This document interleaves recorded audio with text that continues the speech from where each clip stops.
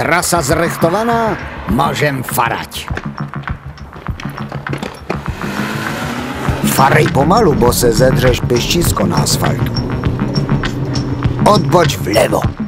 Ale první se podívej do špigla. Otoč to, dělej! Přepočítávám. Bacha, to nebyl batník, to byl policajt. Dorubali jsme do cíle. Konečná. Starchachaři, já jsem Ostravák. A včil se můžeš kupit můj výborný hlas do svojí navigace Garmin za 79 kaček. Už to je fajn, není?